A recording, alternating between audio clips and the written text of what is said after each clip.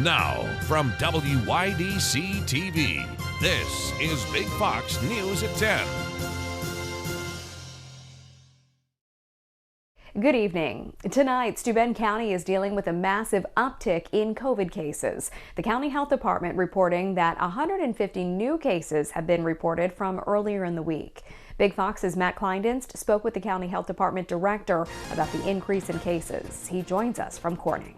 Good evening, Ann. Steuben County's positivity rate has skyrocketed since the beginning of the week, and Health Director Darlene Smith says more caution needs to be taken entering the Labor Day weekend. We've had an extremely busy week here in public health. As we enter the Labor Day weekend, Steuben County is dealing with a spike in COVID cases. Yesterday evening, the county reported 150 new cases since Monday, increasing the county's positivity rate to over 8%. We are now averaging approximately 50 to 60 new positive cases per day. It is concerning.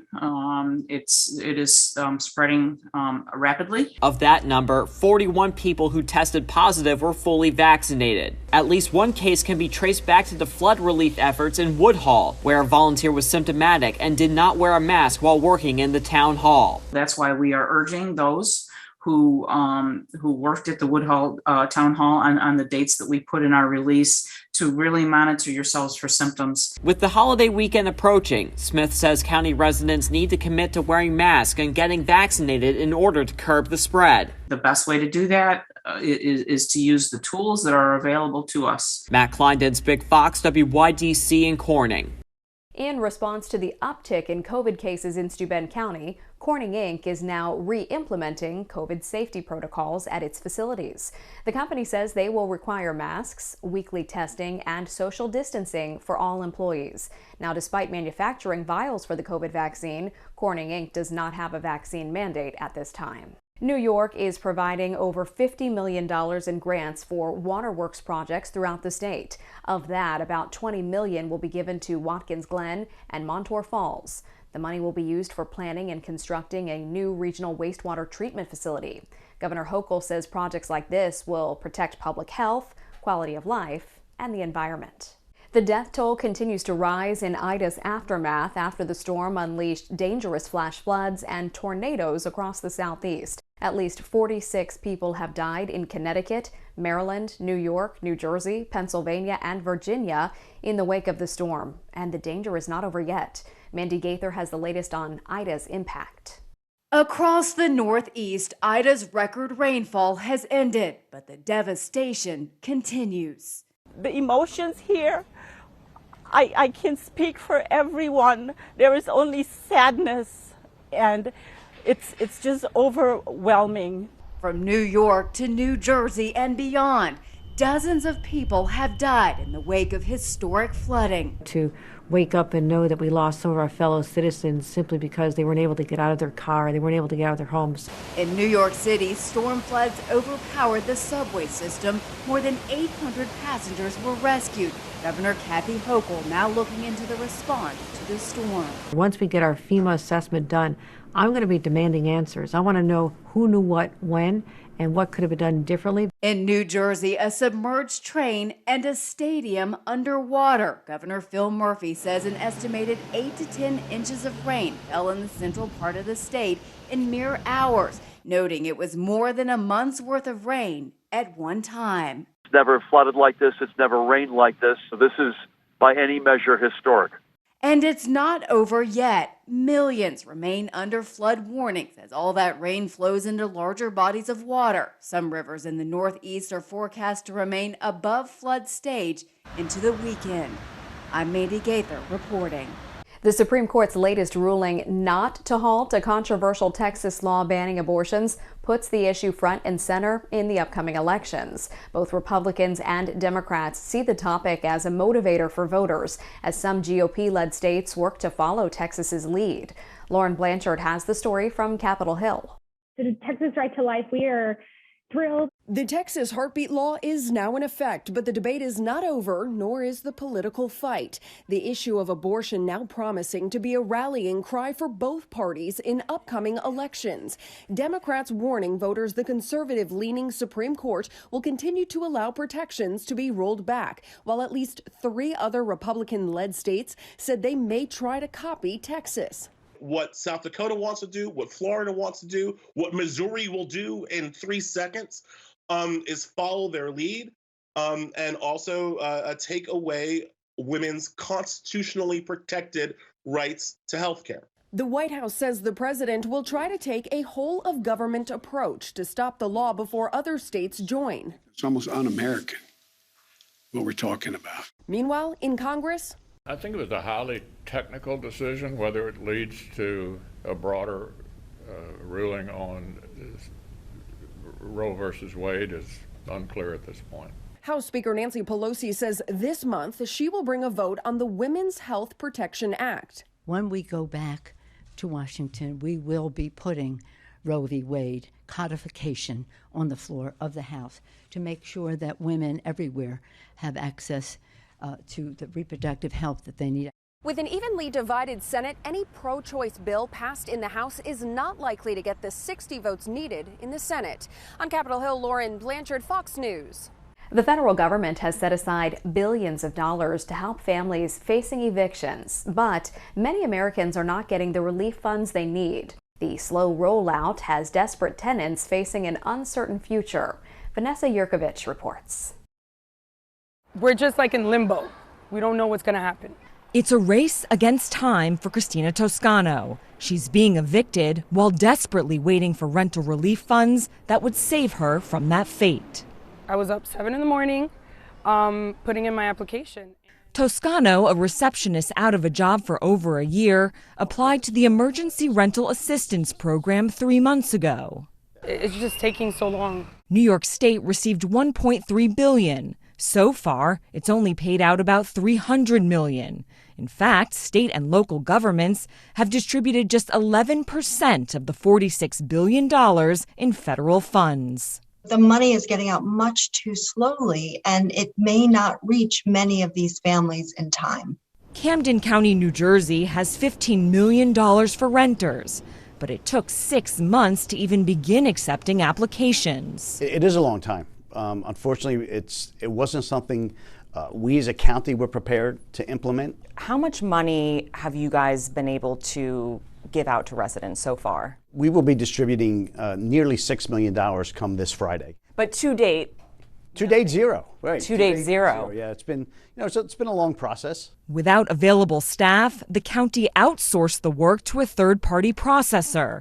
30 people are now reviewing applications. It really has been a frustrating process because we would have liked to have these funds on the street a lot more quickly.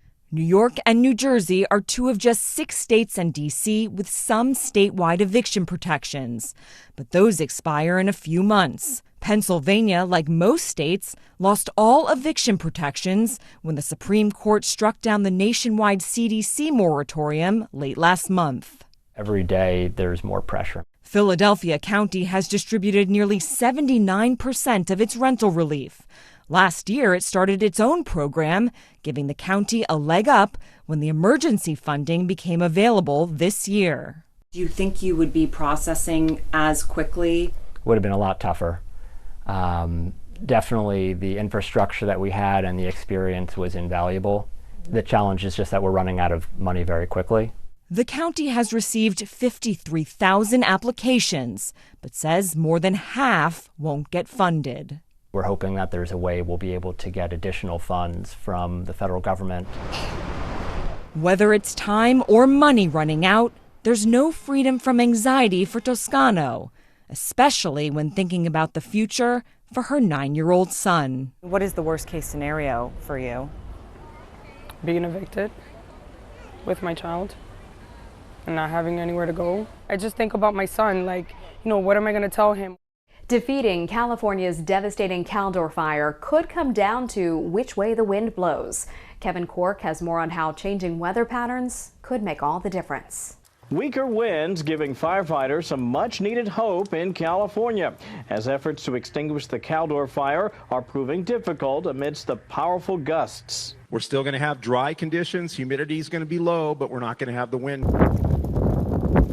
Several days of heavy wind this week have pushed the flames to new areas, with officials blaming the advancing inferno on spot fires. Fires sparking outside the area of containment because of embers being carried away in the breeze. Any spot fire that does go outside of our control lines is going to create a new fire that we're going to have to take action on. The Caldor fire scorching more than 210,000 acres as of Thursday, with containment increasing to 25%. We have 4,000 people on this incident, and we're working day and night to protect those homes, to bolster our containment lines, to do everything we can to save savable property. To date, at least 622 homes have been destroyed, but as crews are keeping up efforts to prevent the blaze from consuming more residences, they're holding their breath and counting on the weather cooperating heading into the weekend. We're in a good place right now for where we are.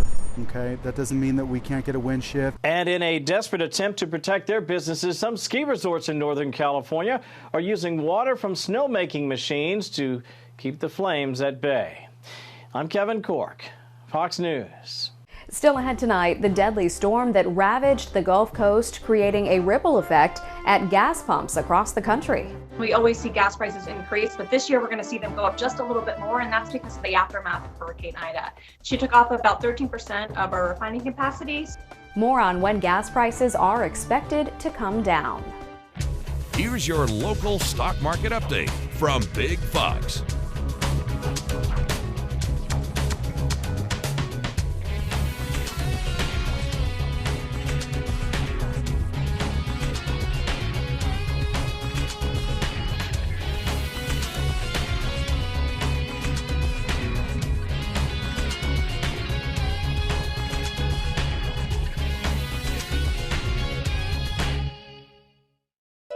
Now, your Twin Tiers forecast from Big Fox. Tonight's Big Fox forecast is brought to you by William Mattar. Good evening, everyone. Just a gorgeous day today. As we head into the weekend, we are expecting a little bit warmer conditions. Another storm system approaches, and we do have the possibility of some rain on Labor Day. We start off with mostly cloudy conditions, temperatures around 62 degrees, and then we warm up to around 73 by 3 o'clock, dropping back down into the 60s in the early evening hours. So that's a sneak peek at your Labor Day forecast. But in the meantime, high pressure is keeping us dry. Just a few high level clouds are making their way into the Twin Tiers, but notice to the west there's some rain moving into the Great Lakes region. This is our next rainmaker. It will continue to progress to the east over the weekend and arrive by Sunday night into Monday, and it will spread showers across our area, and there could be a few embedded thunderstorms as well. But enjoy your Saturday, because we are going to enjoy just a little bit warmer conditions. High pressure moves to the Atlantic, sending those south winds back, and that's going to help to warm things up. And it's also going to bring the moisture content up as well. That will really help to get the shower development going on Sunday into Monday. So as we make our way into Sunday night, this cold front will be approaching from the Great Lakes region. There will be a few spotty showers early in the day, and then a few thunderstorms can be possible in the latter part of the day. So let's take a look at our future radar, where we're finding quiet weather for your Saturday. Just a few clouds moving in and out of our sky, and those clouds will start to thicken up in the evening hours. But notice around 7 o'clock in the evening, some of the rain will be making their way into the Great Lakes region and then move into the state by 4 o'clock in the morning on Sunday. If we zoom in, you'll notice a few scattered showers earlier in the day, and then around 1 o'clock there will be a line of showers and thunderstorms that will try to move through. So it looks like all of us will have that possibility of rain during the afternoon and evening hours on Sunday. We do have more chances of rain on Labor Day. Notice a few showers early in the day, and then a few thunderstorms could be marching through in the latter part of the morning and into the afternoon. So you might want to plan accordingly. You may have to dodge those rain showers early in the day on Labor Day if you're planning to grill outside. Here's a look at your forecast. Tonight we drop down to around 51 degrees in Elmira and 53 degrees in Corning, with fog developing in the overnight. Highs tomorrow will be around 76 degrees, partly sunny skies, and then of course rain chances on Sunday, keeping our highs in the mid-70s, 74 degrees on Monday with a few afternoon thunderstorms, and then it warms up to around 77 degrees on Wednesday. Another storm system comes in and it will bat those temperatures back down for the end of the week, with highs in the low 70s on Thursday and Friday. September is National Suicide Prevention Month, and perhaps it's never been more important to talk about than months into a global pandemic. In today's Health Minute, Jen Sullivan takes a look at the toll that COVID has had on the mental health of our youth. Already, their bodies are battling nerves, hormones, and where they fit in their communities. Add a global pandemic and everything gets magnified, creating a huge impact on their mental health. According to a study published in JAMA Pediatrics, twice as many kids and teens experienced symptoms of anxiety and depression during the COVID-19 pandemic than those that had pre-pandemic. Globally, 1 in 4 were depressed, while 1 in 5 were dealing with elevated levels of anxiety. And it's no wonder. Schools closed and remote learning became the norm. Opportunities to meet up with peers or supportive adults outside the home dwindled. Extracurricular activities and hobbies all but stopped. Not to mention the constantly changing conditions and disruption to routine. According to child clinical psychologist Jenna Glover, that chronic stress can lead to feeling hopeless, and that can lead to thoughts of suicide. But there is a way to turn things around and help kids and teens cope in a healthier way. Talk to your kids. Keep as regular routine as you can. Have them in school, if it's safe. Monitor their sleeping and eating habits and their mood. And remember to seek help from a mental health professional if necessary. A Kansas family is still dealing with the effects of COVID nearly 8 months after they contracted the virus. Kelly Eckerman has their story. I thought that because we were a pretty healthy family that we would handle it pretty well. The Dedeker family of 5 had no idea what was coming. In January, one by one, each contracted COVID-19 and they all got very sick. Every day it felt like, which fire is the one I need to put out today? Because it felt like there were 3 or 4 every day. The symptoms varied. Amy had chest pain and shortness of breath. For 17 days, her husband Ryan was so weak he could barely walk. But the worst case by far was 10-year-old Vivian. When you're seeing your child in that much pain and with symptoms that severe, and the doctors are telling you there's nothing we can do, it was the most hopeless I have ever felt as a parent. The Dedekers are an athletic family. Amy's an exercise instructor, but she, Vivian, and her son Owen are now categorized as COVID long haulers. They still have symptoms, and doctors have very few answers. They're all vaccinated now, even young Vivian, who got special use permission for the vaccine because she's now considered high risk. Amy gets emotional about people choosing not to get vaccinated. I wish people could come spend a day seeing what happened to our lives, looking at my calendar and seeing all the doctor's appointments that we juggle. I had a positive test, and 7.5 months later, we are still trying to pick up the pieces. So please take the time to go get vaccinated. Oil prices going into this holiday weekend are already higher than usual, and after Hurricane Ida's direct hit to the nation's oil and gas industry, prices will go even higher at the pump. Mandy Gaither looks at when experts say you should see a break.